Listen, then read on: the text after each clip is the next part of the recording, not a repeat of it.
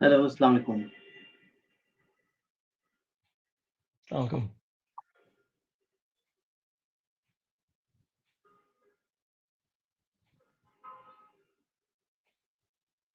We'll start our program within 1 minute. Both of our guests already arrived, and this program is already live broadcasted in CMA Vision Action Facebook group, in Vienna Talks Facebook pages, and Vienna Talks YouTube channel.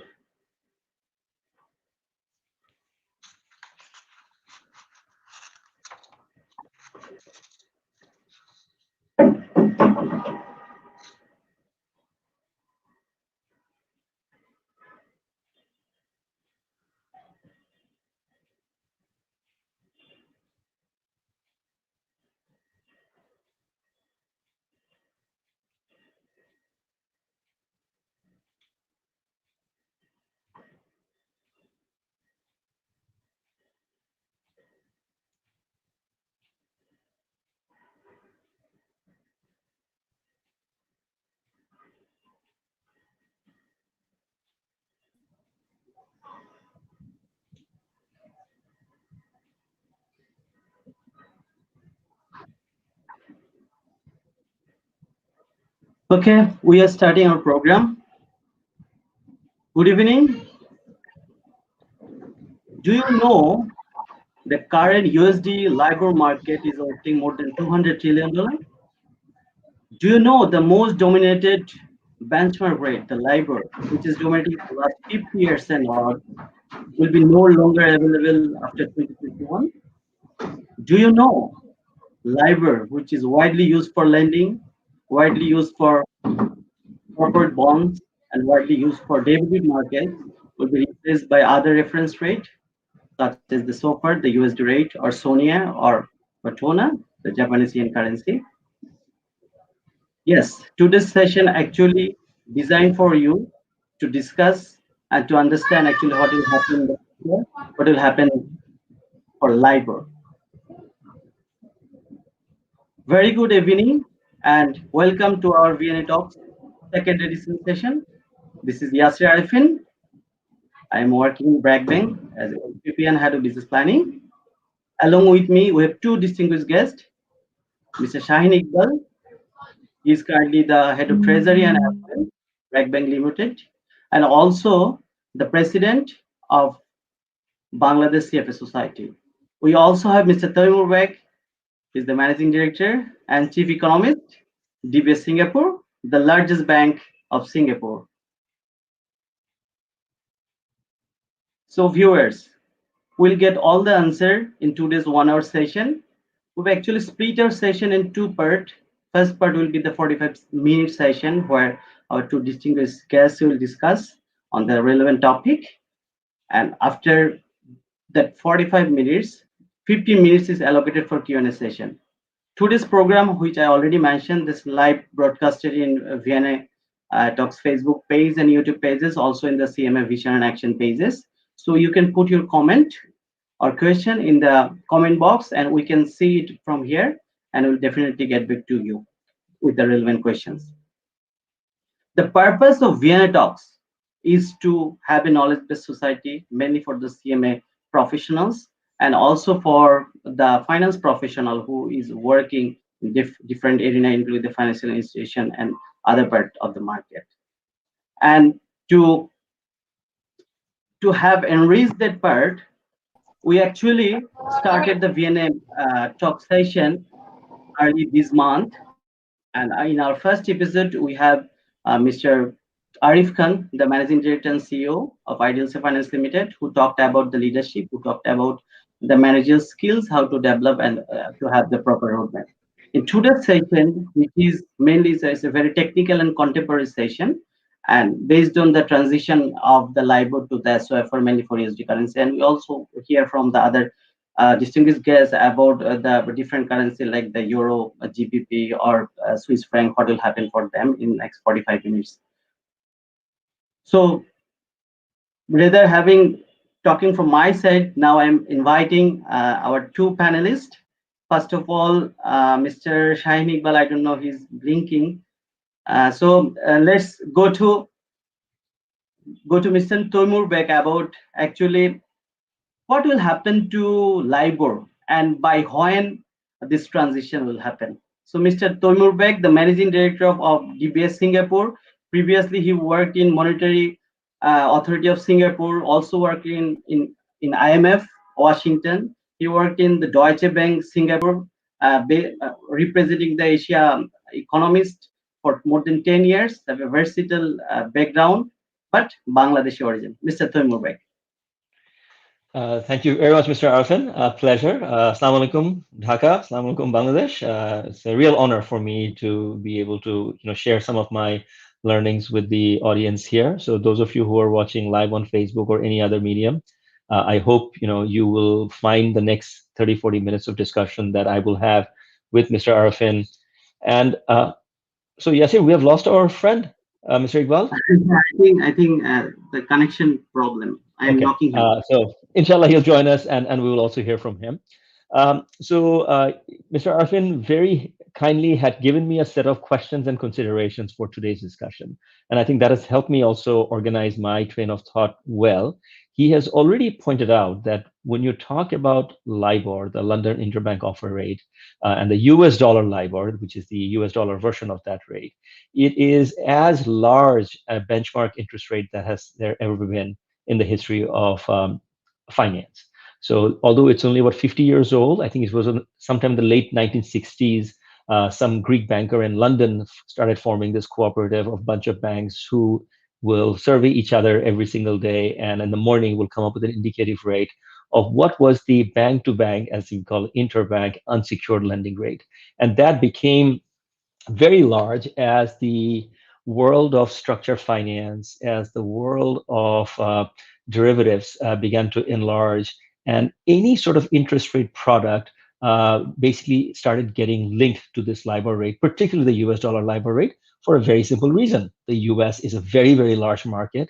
Most global trade, global finance is denominated in US dollar. And as a result, the US dollar LIBOR then became the quintessential benchmark for all sorts of financial transactions.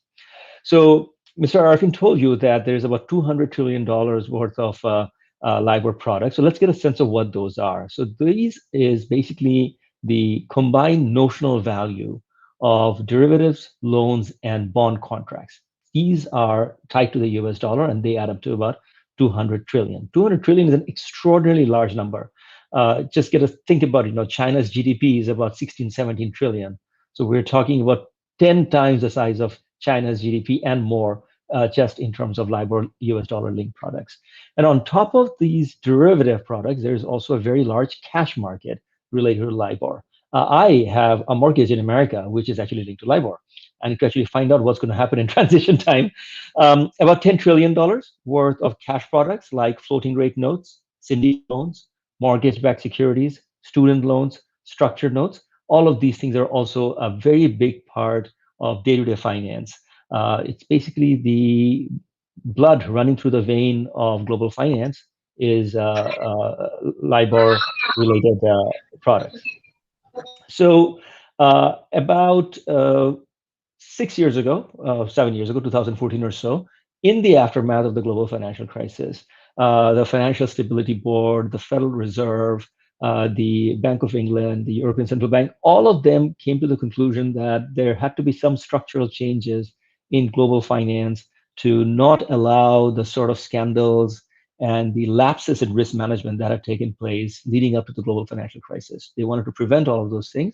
They took a wide range of measures. They put significantly higher capital requirement on banks.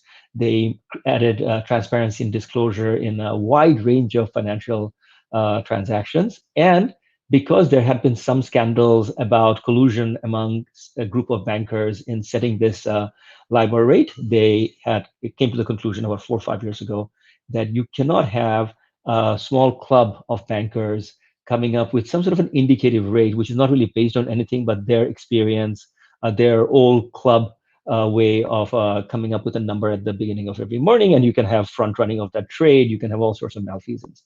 So the view was that LIBOR will have to go away. But as you heard from Mr. Arfin and you heard from me, we're talking about $200 trillion worth of derivatives and $10 trillion worth of cash products. You cannot get rid of LIBOR just like that. So in theory, a lot of very good ideas were brought forward. And one of them was that you would have to have perhaps a collateralized rate. It might be better. But more importantly, and that became foundational to the notion of the transition away from LIBOR, was that it has to be transaction based.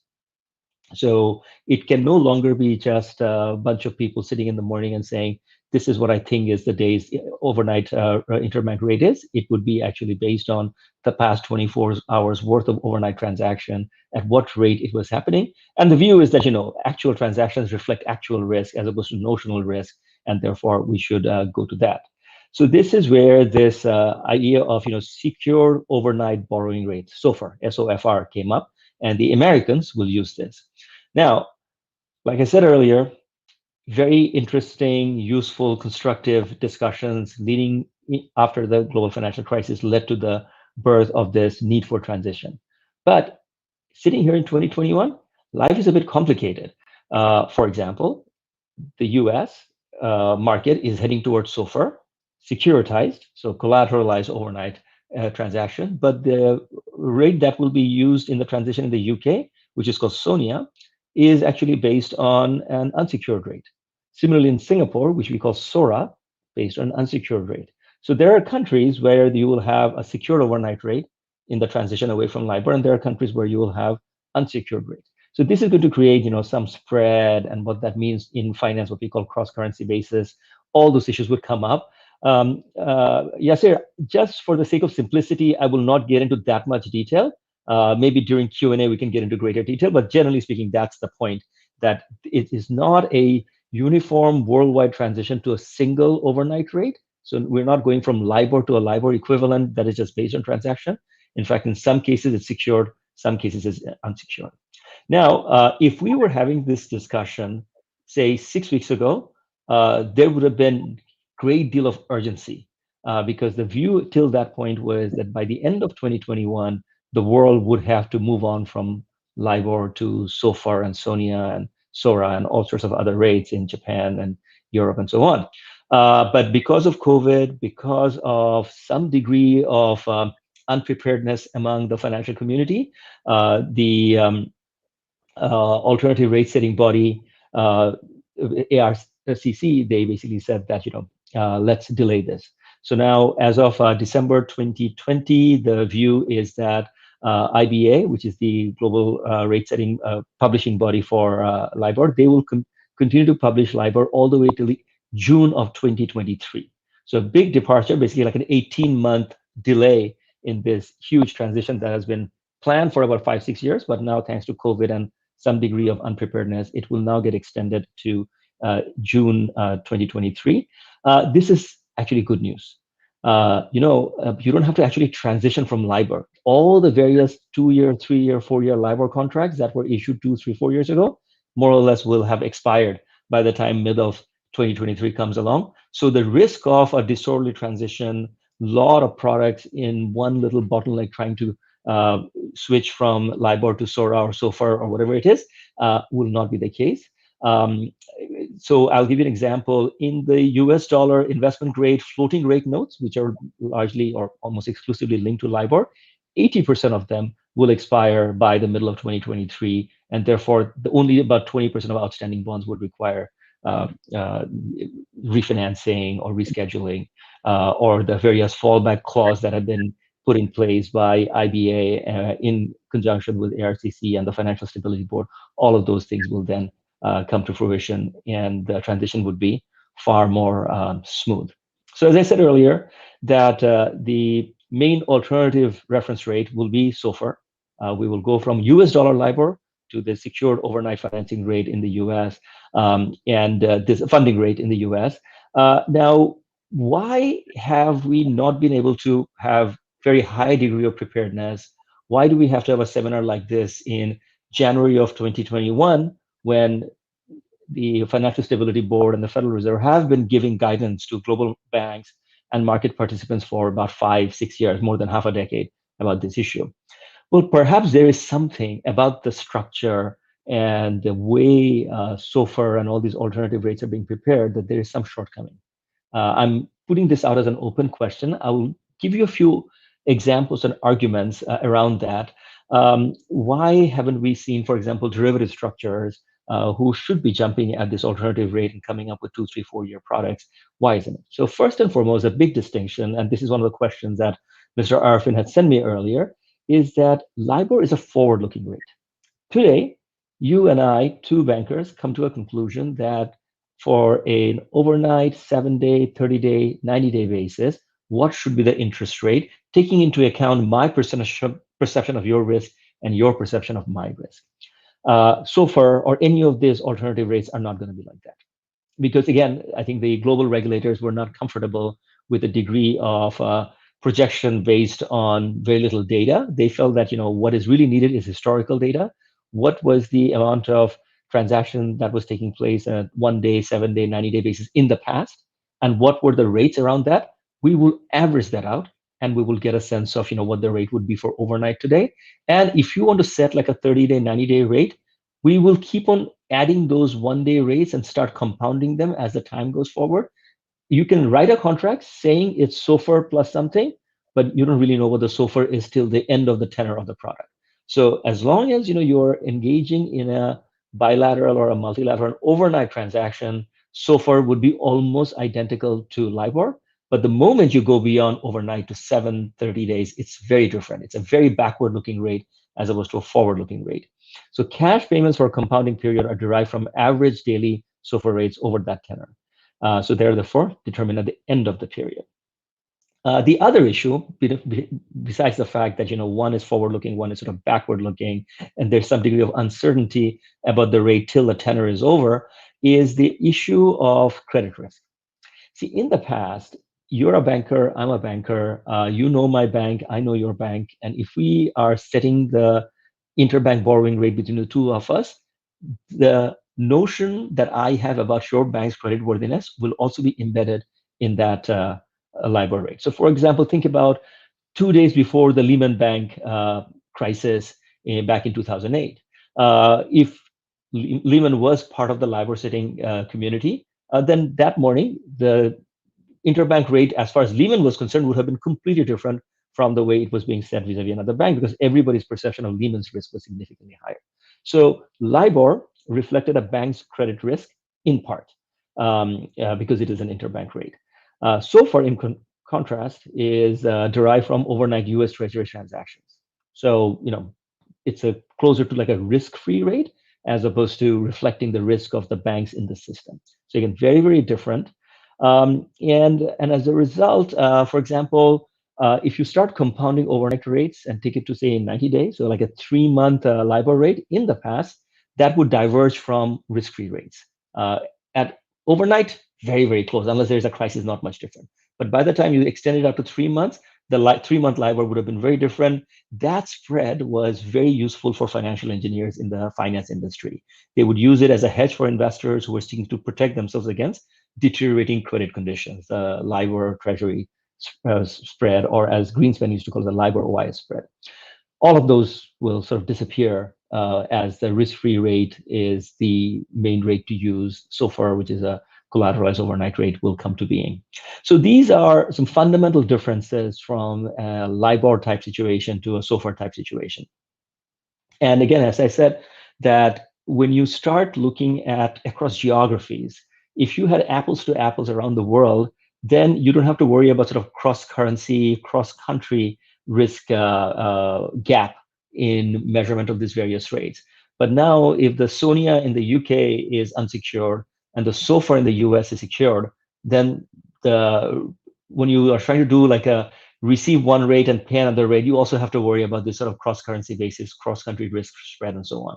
So to those of you who are in the world of capital markets, in the world of cross-border finance, you will probably know what I'm talking about. For the rest, it's probably not that important. But the most important thing that we all need to know, because we will be sooner or later dealing with products that are SOFR linked, is that so far in its history, the rate has proven to be more volatile than LIBOR. It's based on transactions. So if it is coming near a holiday, if it is coming near a period of market stress or there is huge liquidity demand, supply demand will conspire to push up the SOFR rate time to time. If the US Federal Reserve has made some mistake in its projection of how much liquidity the system needs, you might see overnight rate go up substantially. This never really used to happen for LIBOR. Again, it was indicative. It was agreed upon within the members of banks. It was forward-looking. You didn't have that much stuff. But if in the last couple of days, if the Federal Reserve has gotten its cash projection wrong, you might see a collapse in rates, a spike in rates. And what I'm talking about is not in theory. In the last couple of years, there have been at least two episodes when we have seen rather alarming spikes in SOFR rate, which caused alarm among regulators, among our market participants.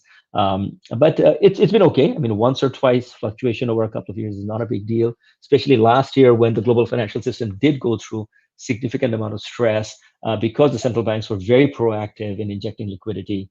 The issue did not compound too much. So to me, that's basically the. Yeah, just interrupt you. I think in last a couple of years, we found that the USD SOFR rate has exceeded 5% plus in some cases, instances. So that's the thing I think you pointed out. The Exactly. volatility. And sometimes even in Bangladesh, you see right before Eid, interbank rates go up because there's a huge amount of cash demand. You see this in India before their Diwali holiday. In Singapore, our Chinese New Year is coming in a few weeks' time. Everybody gives, just like Eid, there's a thing called Hongbao in Singapore. You have to give cash to your friends and relatives. And again, there's a huge spike in cash demand. Now, typically, the central banks, of course, know this thing. They've played this game every single year. So therefore, they print a lot of money. They allocate a lot more cash and liquidity to the system. But what happened in those cases is the Federal Reserve got some things wrong, and I think they are being far more careful. And of course, in the past with LIBOR, this would have not been an issue. So this sort of spikes actually raise the stake of keeping the SOFR market significantly liquid and stable even greater. And so I would like to think that that was a good wake-up call. That was a good stress test for the global system, and it will not be repeated going forward. As we saw through the course of 2020, there wasn't any major spike or dislocation in global money markets. So what else should we talk about? Perhaps in the context of Bangladesh, to what extent this transition is important. Again, if you are in the ready-made garments business, if you have bank-to-bank relationship with overseas banks, I am sure there are notes and structured products and LCs which will have some degree of relationship with SOFR, with LIBOR in the future to be SOFR. And hence, knowing those. Yeah, just to add to Mr. Taimur, that nowadays we found that many of the big conglomerates in Bangladesh, they are getting the overseas financing, which is backed by LIBOR. And many of the CFO, I think, they're also watching this program. They'll be very much keen to know about what would happen after 21.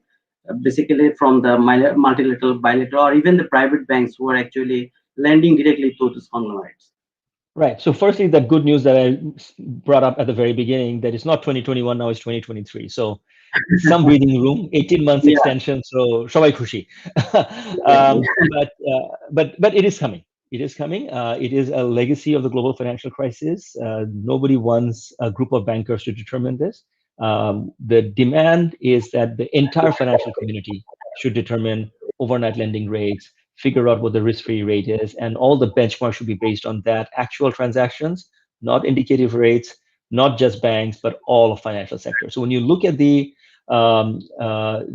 committee that is in the U.S. with the alternative rate setting body, from BlackRock to Goldman Sachs to Federal Reserve, so multilateral authorities, bilateral authorities, central banks, commercial banks, asset managers, everybody's sitting on it. So it is a fundamentally different world that we're stepping into in terms of what kind of rate is going to be reflected in financial products going forward. Now, back to your question about the CFOs on this call, whose companies may well have notes that are floating, receiving, which is linked to LIBOR directly or indirectly, or probably linked to some sort of a SIBOR, Singapore Interbank Offer Rate.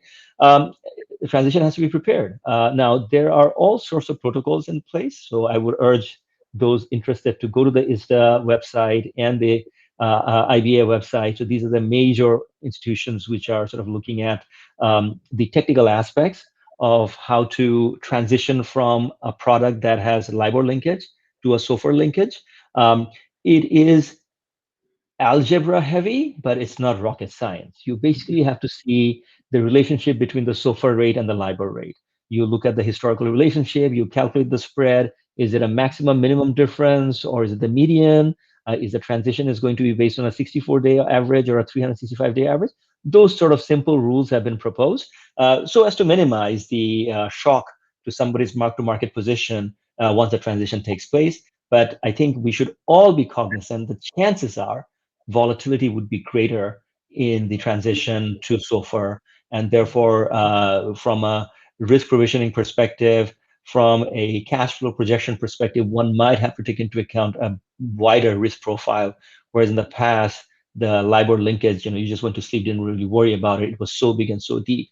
But now that it is transaction based, and there tends to be, time to time, some dislocation here and there in the global money markets, one would have to be sort of prepared for that eventuality. So that is my, first sort of advice as far as, I see Mr. Iqbal has made it back to us. Yes, do you want to ask him anything, or shall I just continue? Please continue. I'll ask him. He just joined. Okay. So the amount of literature and guideline on fallback options, on protocols for linking a LIBOR link product.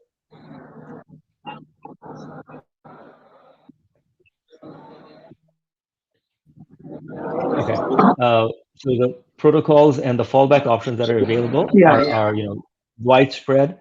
The Federal Reserve's global markets team has been traveling the world, giving briefings to central banks. So I, sitting in Singapore, have already received several visits from the New York Fed, where they were sort of trying to explain to us that this is real, this will happen.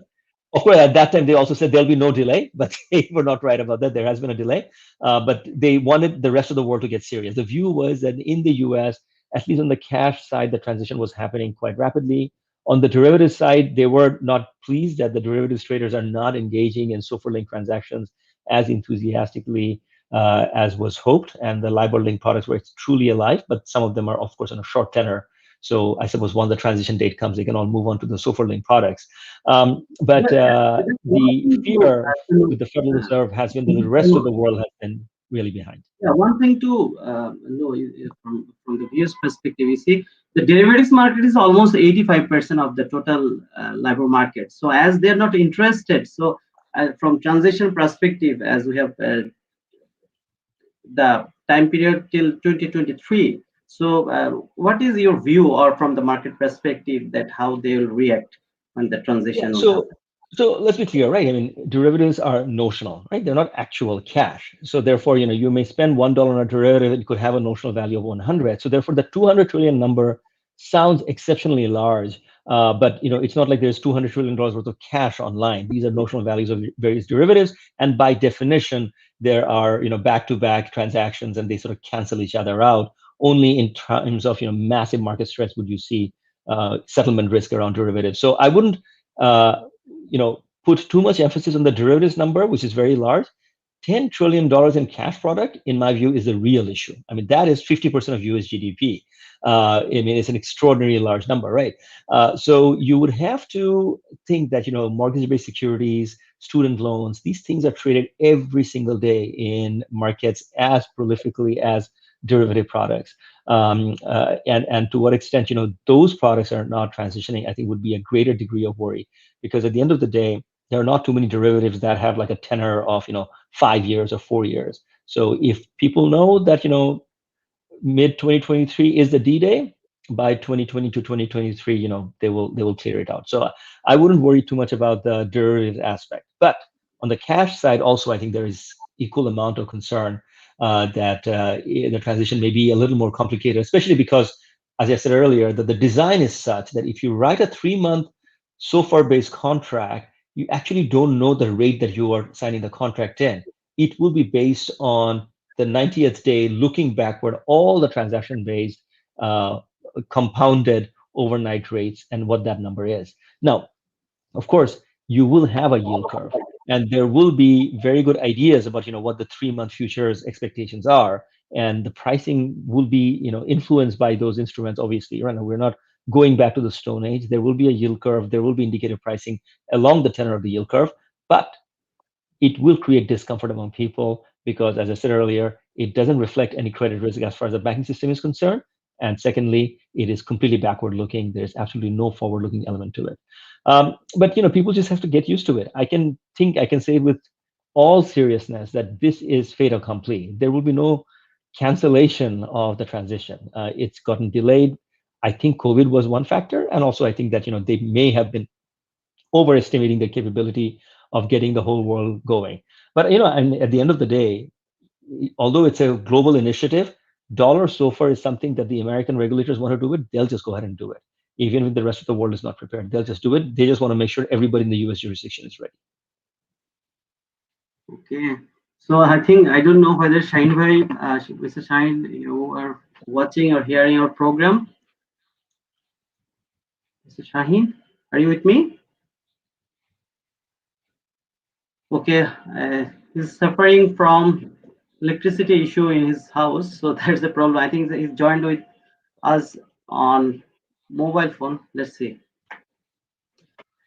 Anyway, we will continue our program. Another very in a easier note from the viewer's perspective, like for example, this overnight rate. So for a forward contract or a interest rate swap contract, like for 3 months period, where LIBOR was the most usually widely used. On that case, how these things will actually operate? So the easiest way to think about is that if you are not going to know the risk-free rate in advance, I mean that's the first massive departure.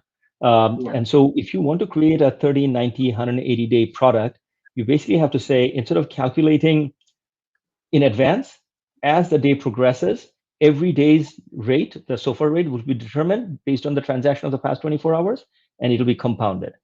So 7 days of compounding, that's a 7-day rate. You will know on the 7th day because it's completely backward looking. It's a very strange mindset because when you write the contract, you will basically say I will have to pay you 30 days compounded worth of overnight SOFR. I'm not going to say I'm going to pay you 1.2%. And I think this will take some degree of adjustment because a lot of people will not be happy with that, because that adds an element of uncertainty. Wait, what if there's a spike in the market and it goes to 10%? You're opening me up to all sorts of risk.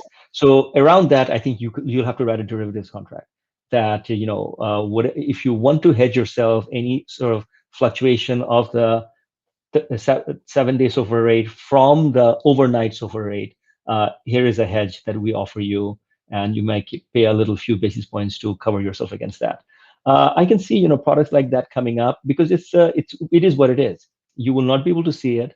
You will know it at the end of the contract, and therefore, if you want to hedge against it, I'm sure there will be a counterparty who will offer you a hedge.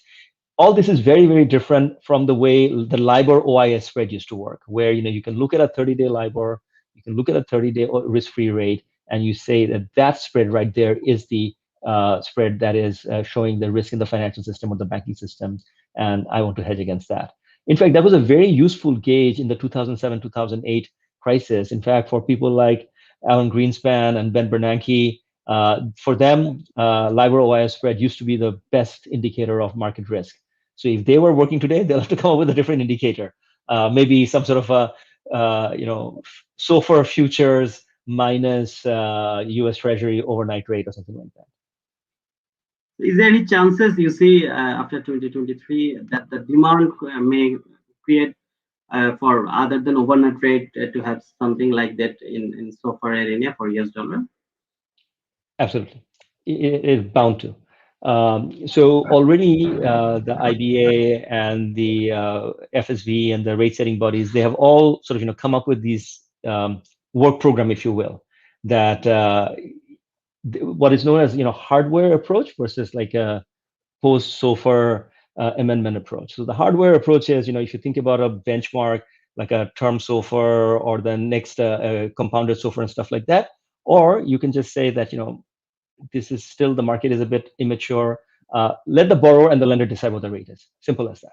No need to use a reference rate. They know each other's counterparty risk very, very well. They know what the overnight rates around the world is. Let's not impose on them a benchmark that they don't like or they're not ready, comfortable addressing it. So for the time being, let them sort of decide on a rate. We will honor it. It doesn't have to be SOFR based, and that's fine. And before 1969, before LIBOR came around, there used to be derivatives contracts. People used to buy palm oil in Malaysia and export it to the UK. And before exporting, they would hedge against that exposure of the ship sinking or the global price growing up while the shipment is taking place. All those things happen pre-LIBOR. So even post-LIBOR, people will figure out ways to assess each other's risk and so on. It's just that LIBOR was very convenient. It got calculated every single morning. It was forward-looking. Everybody understood it. Everybody used it. And now I don't think there's any trader left in this world who did anything in the pre-LIBOR days. You would have to be like 75, 80 years old in the trading world to even remember anything like that.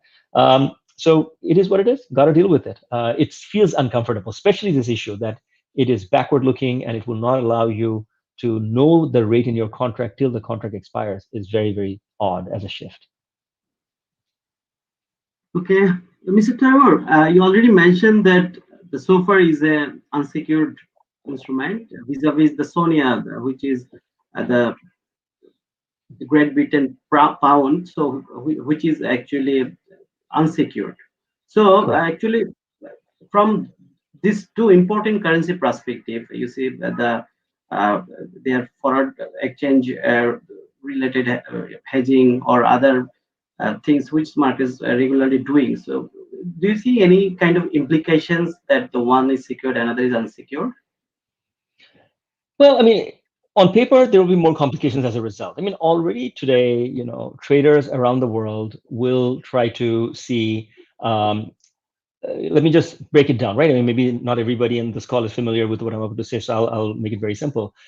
You are a currency trader or you're a fixed income trader. Both of you have an objective to take advantage of disparities or arbitrage between one rate here and one rate there, what we call a risk parity.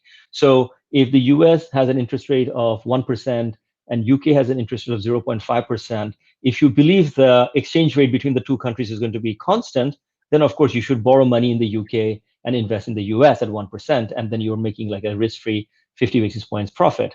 Now, the real life, of course, is not that straightforward because in real life, exchange rates also fluctuate, and therefore you are actually taking a huge risk. If the currency moved by 1% against you, your gain will be wiped out. But we live in a world where there are futures contracts on currency that you can take. So what if it turns out that 0.5% gap can still be exploited because it only costs you another 0.3% to hedge against the currency risk? Then all of a sudden you have 20 basis points of free pickup in yield because you borrowed at 0.5, you paid somebody 0.3 to hedge against the currency fluctuation, and then you're getting 1% from the US. Now multiply $10 billion with 0.2, and all of a sudden you have a substantial amount of money to be made.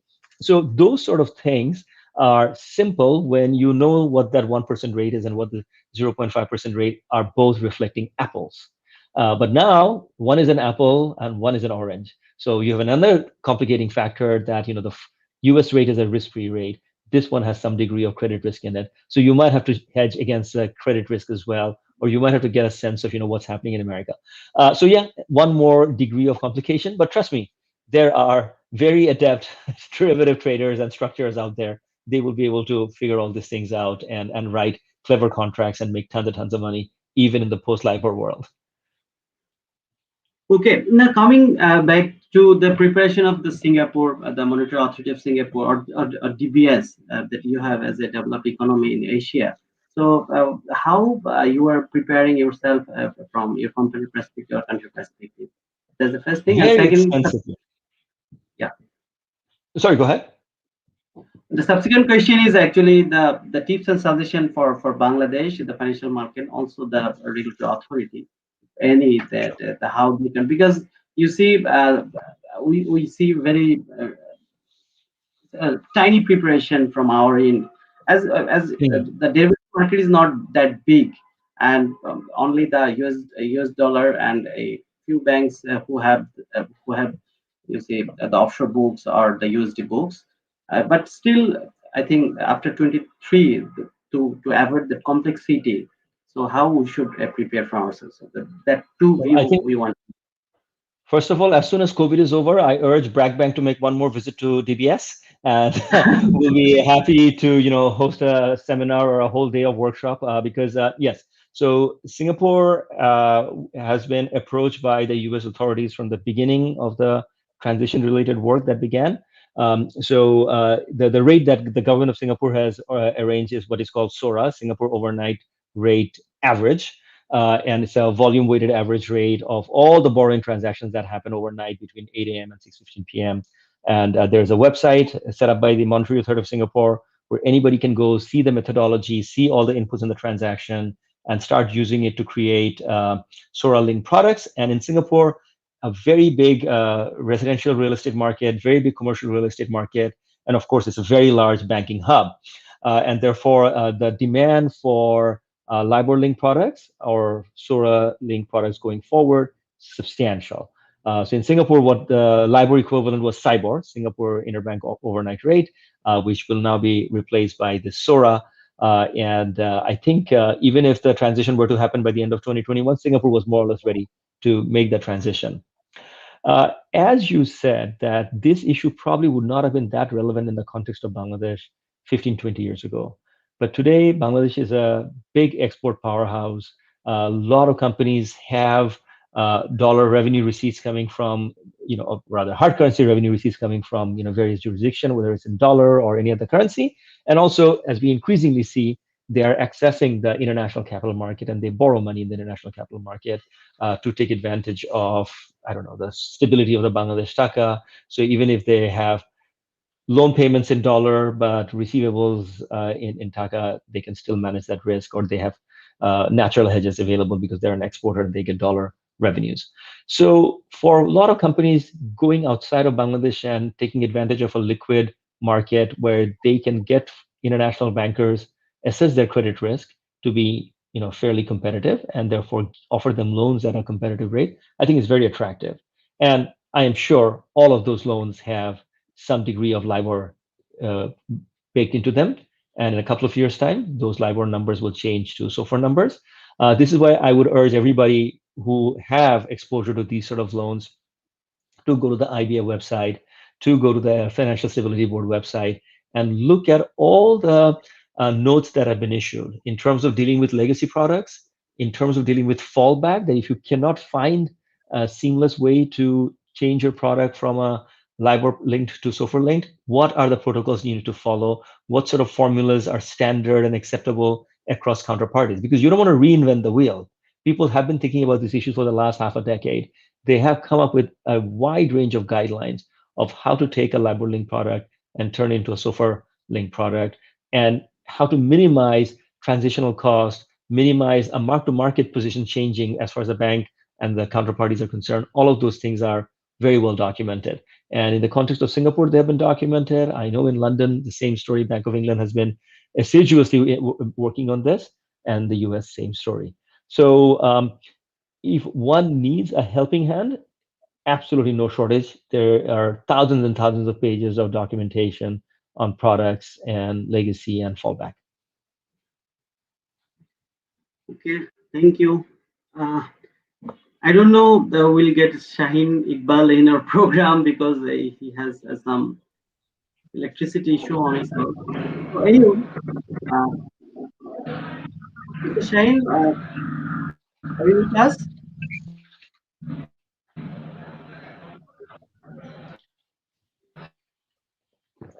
Yeah, I finally can hear you. I'm not sure whether you can hear me. Yeah, Very we are clearly. listening. We are listening.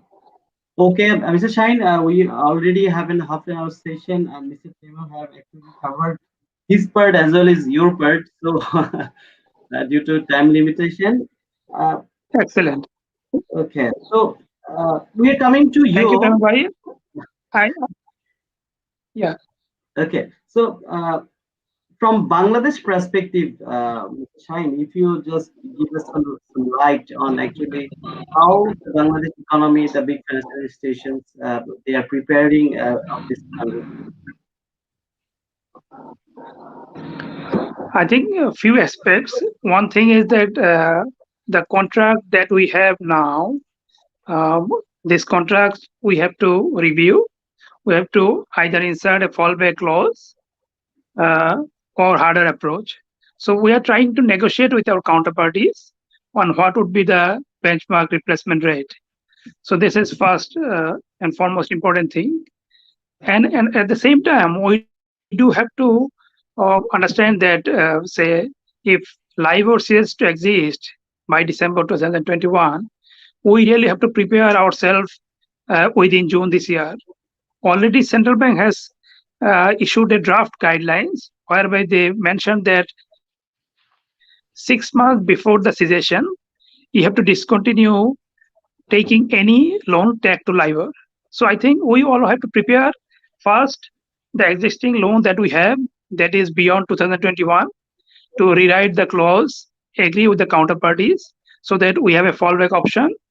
And at the same time, we have to prepare ourselves so that new contracts, which are for longer tenure, we have to take alternative benchmark. Okay, Thank you. I think So, Mr. Mr. Shaheen Arvind, just to already add to covered. Mr. Iqbal's point, Yeah. so he sort of articulated the issue that I had just touched upon, that from ARC, there are now guidelines available for bilateral loans in particular, that there is what is known as a hardware approach and an amendment approach. And there are various protocols available on the hardware approach, how to take a LIBOR link loan and convert it into a SOFR link loan.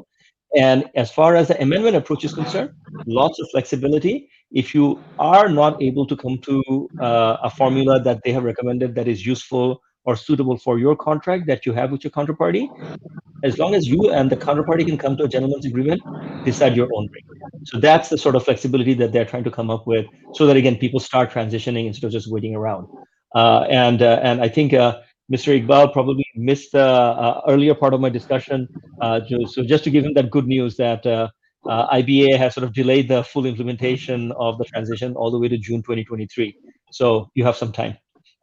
Yes, a great feeling that we get one Okay, and okay. That's a better news. yeah, it's a Yeah, great it's news. Let's uncertain. get Yeah. into the conversation with all of yours.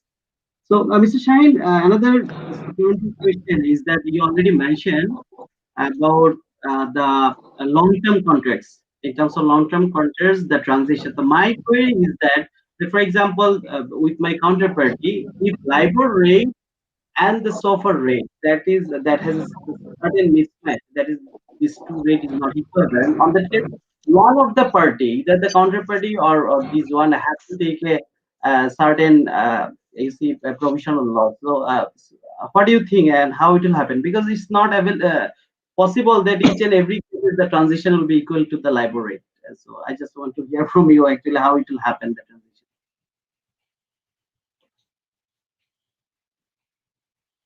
Yeah, in fact, if you can see that LIBOR is a rate whereby you can see the tenor, so various tenor rate.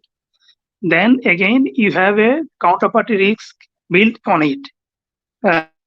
Uh, apart from what SOFR has, SOFR is a rate which is secured overnight. So far, the benchmark that everyone is considering. So SOFR is a secured overnight. Then LIBOR, you have a tenor, this 3 points. Like if you replace LIBOR, there has to be a equivalence benchmark. You have to make an equivalence by combining these three components. One is that the secured part, then the risk part, then the tenure part. So this for this one, in fact, both ARC and ISDA has provided detailed guidelines whereby you can adjust rate. So they have looked back for 5 years and recommended that 5 years mean spread could be the ideal option to really adjust. So what this 5 years spread means, 5 years spread means, say from 3 months LIBOR versus 3 months SOFR, there is a spread. So they have calculated this some say 23 basis point.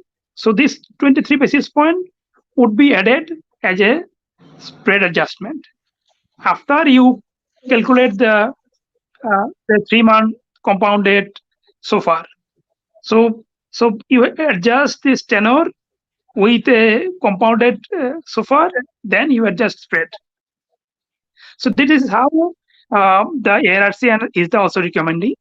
So market had to adjust, and the counterparty has to agree on this and probably look for solution.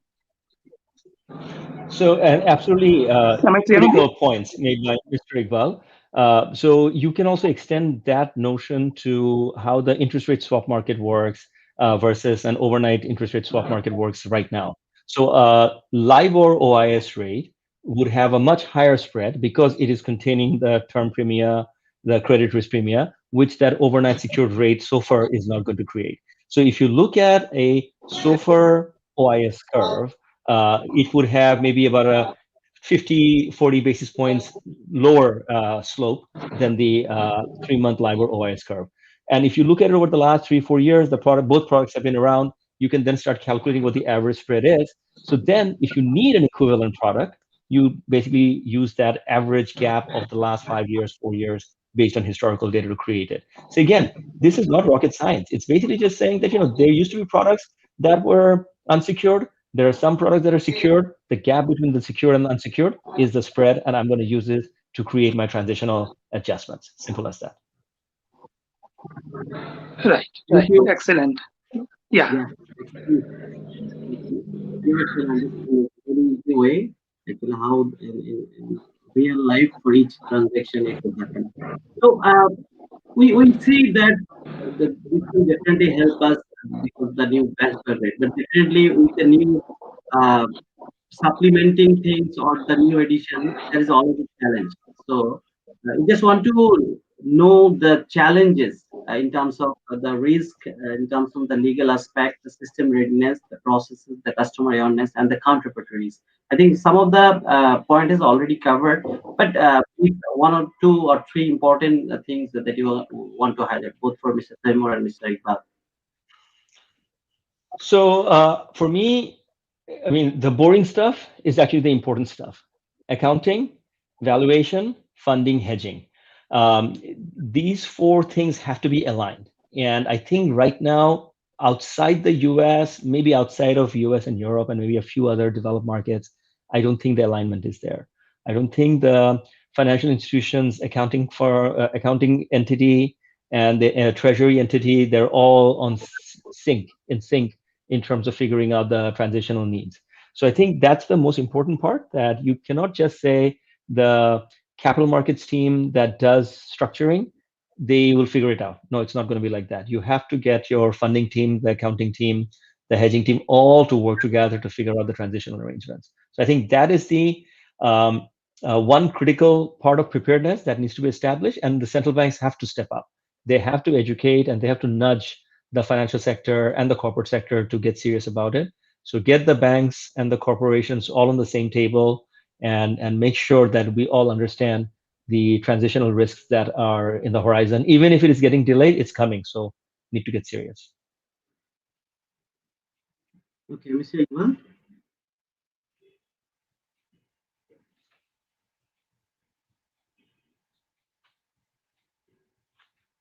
Mr. Iqbal.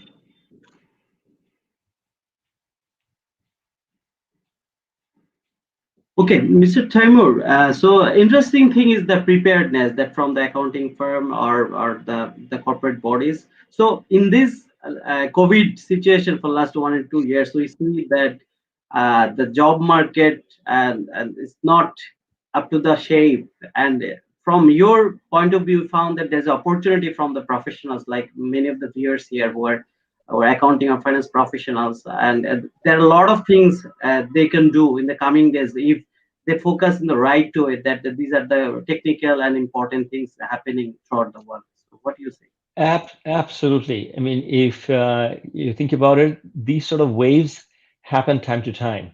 20 Yeah. years ago, when the new millennium was beginning, the whole Y2K bug, lots of engineers made lots and lots of money helping computers get upgraded to the new millennia related, sort of digit requirements.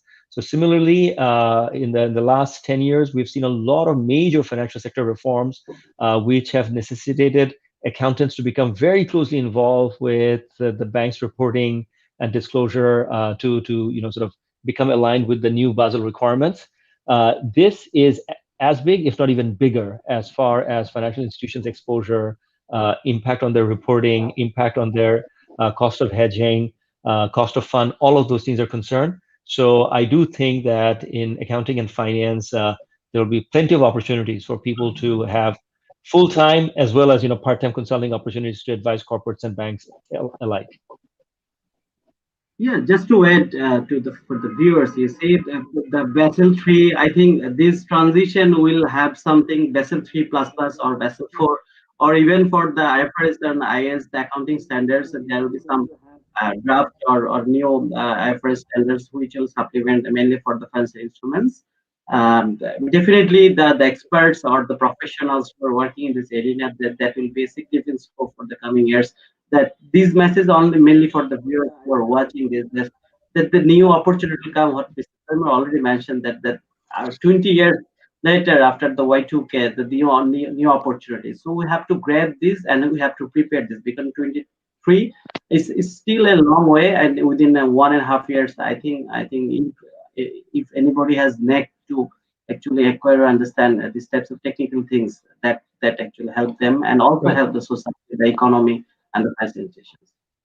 Yes, here also, the urgency, I would say, is even greater than adopting the Basel standards, because the FSB, in its wisdom, has accepted the fact that countries have different levels of development. Not everybody has to be Basel 3.5 compliant tomorrow, and hence some countries have transitioned, some countries are transitioning. Life goes on. But as far as this LIBOR to SOFR transition is concerned, it's a one-cut deal. Everybody has to be fully compliant with their products, transitioned, and taking care of all the legacy issues in the middle of 2023.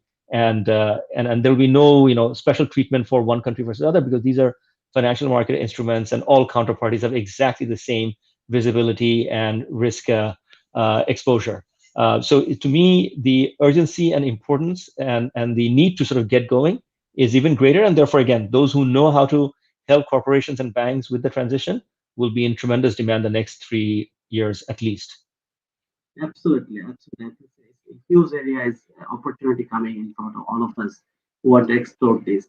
So I think we already have almost 1 hour. We have only 3, 4, 5 minutes left, and mostly we've covered the preliminaries, because if we go to the depth, so I think we take almost a day long or 2 day session. So hopefully, if we have time, so we'll do this. But in a nutshell, that in today's topic, we have covered that the so far transition has extended till 2023 June. So it's a good news for all of us. We get sort of relief, and from Singapore market aspect, because US dollar or the US economy have a close link, and they are actually have a close neck how to do the transition. From Bangladesh perspective, as already Mr. Taimur mentioned, that the RMG and the exporter country, we have lots of US dollar denominated currency transactions, and many of the conglomerate now they are taking directly from the big the private banks, also the multilateral agency like IFC, the ADB, or even the bilateral agencies. They're getting this fund, so we have to be keen how this transition happening. What will be the contract maturity point of view for long-term contract? And Mr. Shaheen also mentioned that from the transition perspective, there will be a smooth and robust guidelines from the central bank perspective, and to avoid the fluctuation, there will be spread available with that. So and from the challenge perspective, each and every transition has a challenge, and risk perspective, accounting perspective, and this challenge or will create an opportunity for the professionals like us who are sitting here and who are watching this program. So be ready for this program. And I also request Mr. Taimur, if you within a minute or two, if you just brief the today's program and what will be the preparedness for us in the coming days. Sorry, yes, did you have a question? No, I'm talking that in a minute, if you just summarize actually what should be the action items. Right. Look, I mean, see, the reason I was surprised by that, because you summarized it so well, I really don't think I have anything else to add. So first of all, well done. Thanks for holding such a tightly knit seminar, despite the fact that, we had some computer connection related problems. So we missed Mr. Iqbal, but I'm sure he will be coming to the viewers in a different guise in another time and offer his expertise. So I think that the points that you touch upon, that, the gap between secured and unsecured is something that has existed in the past. The major formulas, major transitional needs for LIBOR to SOFR would be based around that spread. That's the most critical thing. But at the end of the day, you're talking about legal covenants. You're talking about large transactions with a lot of dollars, with real impact on companies and banks' balance sheet. So this is not something that you can just wing it. It will have real impact on people's bottom lines, and it could create more volatility in the financial sector. So for the sake of our balance sheet, for the sake of our company's health and our financial sector's health, let's get very serious about this the next couple of years. The clock is ticking. Thank you. Thank you so much, Mr. Taimur, for your time. And for the viewers who have joined last of the sessions, I'm just introducing Mr. Taimur. He is the Managing Director and Chief Economist of DBS Singapore. Previously, he worked in the Monetary Authority of Singapore, also in IMF, based in Washington. He was the Chief Economist in Deutsche Bank for Asia. So, but he's Bangladeshi born, so we are proud of him, and we will definitely we'll get him in our future program. Thank you so much, Mr. Taimur, for joining to this program. Thank you. And Good viewers, afternoon, everybody. thanks for watching this program. Thank you, and assalamu alaikum.